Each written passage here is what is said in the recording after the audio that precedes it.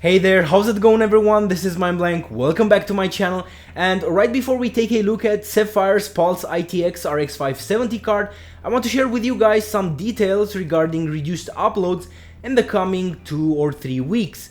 My family and I are moving out of our home into a temporary place where we will be staying for around 2 or 3 months, hopefully less, before finally moving into our new home. So things are hectic with moving out, and this is actually the only corner of the house that's fairly intact, but it's going to be worth it. We are going to have a dedicated YouTube studio in the new home. Anyway, there's that, so let's see what SAPPHIRE sent over for me to take a look at. This is their Pulse brand in the form of an ITX sized Radeon RX 570. As far as I'm aware, this is the only small form factor RX card on the market right now, so let's check it out and see what you get for your money.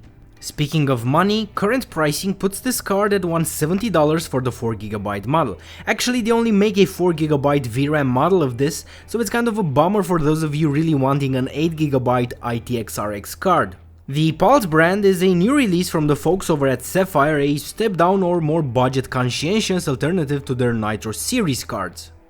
So, while I had my expectations in check, I just want to say that this card surprised me in almost all manners. At first I noticed that it doesn't come with a factory overclock like the regular sized Pulse RX 570 does, or the Nitro cards of course. It will boost though to 1244 MHz, which is the default boost clock for the RX 570 cards.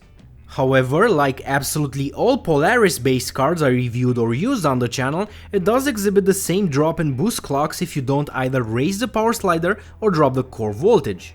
I've seen this on the MSI Gaming X RX 570 I reviewed a while ago, the SAPPHIRE RX 480 I have, the AIO Strap 2, and the Asus Strix RX 480 that I've also checked out on the channel.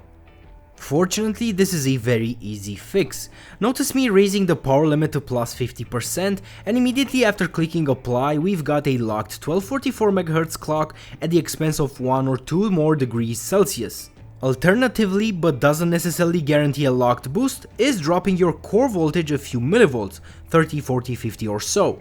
I will be testing this card at stock, which in almost all games it uses a fairly steady 1130ish MHz boost clock alongside my best overclock on this card without pushing anything more than you should on an ITX card like this.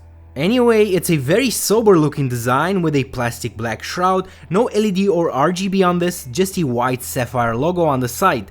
Next to this you have a 6-pin power connector, which is plenty enough for an RX 570. For display options you're looking at one of each, DisplayPort, HDMI and the DVI.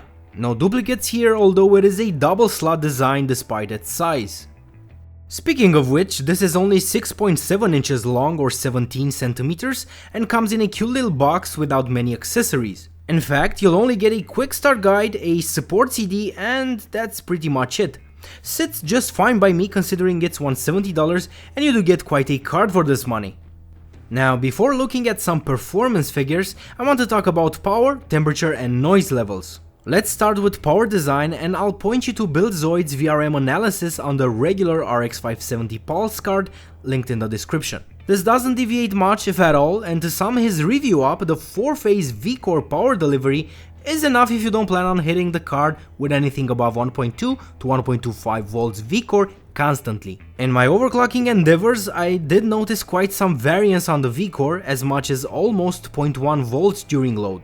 I kinda expected this considering the power design, but the good news is that it will work just fine for just about everyone except serious water cooling enthusiasts and of course LN2 overclocking on a ITX card, yeah. As for the cooling on this, well, it's actually the first of many good surprises. Truth be told, I had reduced expectations in this department, but I was frankly extremely impressed. Out of the box, with its 1130 MHz sustained boost, it's around 74C while being extremely quiet. In my 24C ambient, the fan stopped at around 42-44%, which corresponds to 28 dB measured 6 inches away from the card. And that's actually really quiet for even a full-size card, never mind an ITX model.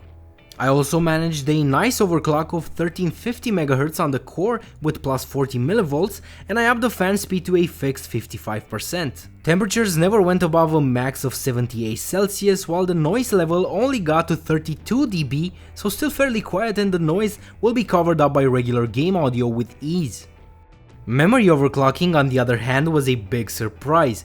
I managed to go from the stock 7000 MHz effective to 8400 MHz effective on the SK Hynix chips the card comes equipped with. So again, very impressed by these clocks, and at this speed it's most certainly above a stock RX 480 with a locked boost clock of 1266 MHz, which is damn impressive for an ITX card, that's for sure.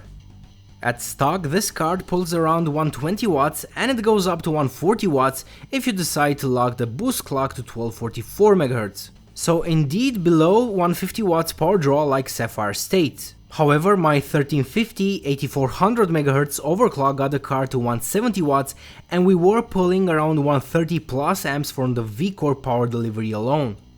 But this is not as hot as it sounds. VRM temps are generally around the same level as the GPU temperatures, which is again impressive considering this card has only 2 heat pipes going through its heatsink. So SAPPHIRE has definitely worked some magic on this. I did go ahead and tried undervolting to get the sweetest power consumption to performance ratio and managed a locked 1280 MHz with minus 100 mV and 120 watts power draw. This is great news for cramped ITX cases or for anyone that's looking to have a low power draw but good performance card.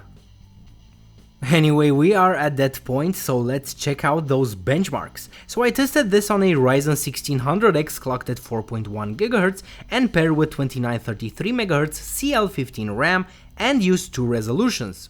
A regular 1080p and ultra-wide 1080p, which I think this card can power without issues in many titles. I chose Ultra settings since we are testing GPUs, and my train of thought is that if it's already performing good at Ultra, it's only going to get even faster with lower settings. Check out those massive performance increases gained from overclocking both core and VRAM. The RX 480 is running 1400 MHz, which a lot of aftermarket cards aren't even able to keep locked. So this is extremely impressive in my books, and I really would recommend just dropping the V-Core to the lowest and finding your highest core clock. 1280 is really not bad and just a few percent lower than my max overclock here, but there's a 50 watt difference between them, so if you think about it, for places with high electricity costs, it's totally worth it, not to mention mining of course. Here and there we are seeing some lower 0.1% frame times as compared to the overclocked RX 480, but I don't think this is the end of the world in single player games. And for multi, well, you're probably not going to be using ultra settings, so we've got that covered for sure. I think this card is a great pair with a cheap FreeSync ultra-wide monitor. You don't need an expensive system to enjoy some really nice ultra-wide goodness. Matter of fact, I will be building something like this in a few days and I will show you firsthand how a cheap system can handle itself in a situation like this. Those 4GB of VRAM will limit you to lower than ultra textures in a handful of titles to be realistic, but I really don't think this is a deal breaker considering all the positives that we see here. Honestly, there's really not many negatives to talk about with this card. It has exceeded my expectations and then some. Just to wrap things up, this is silent and unexpectedly cool under load, overclocked like a champ all things considered of course, and got me noteworthy performance gains and its ITX to boot. I mean, as for the temperatures and noise, well, you know I like putting things into perspective. This performed similarly to the full-sized RX 470 from MSI, the Gaming X model, which is running a much bigger cooler and 2 fans. So kudos to SAPPHIRE, and would love to see an RX 580 ITX that also comes with at least a slight overclock from the factory. I feel like I should be giving this card some sort of award or seal or something of the sort, as it's the cheapest RX 570 on the market right now. It's ITX though, but it really performs admirably on all accounts. And you know what, I also like its sober looking design too, especially from the side. Alright guys and gals, so I hope you enjoyed my comprehensive look at this little guy, and if you still have questions, well, you know where to leave them along with your suggestions and comments. Thank you for supporting the channel by subscribing, and don't forget to check out my Twitter and Patreon pages linked in the description down below. See you next time everybody, bye bye.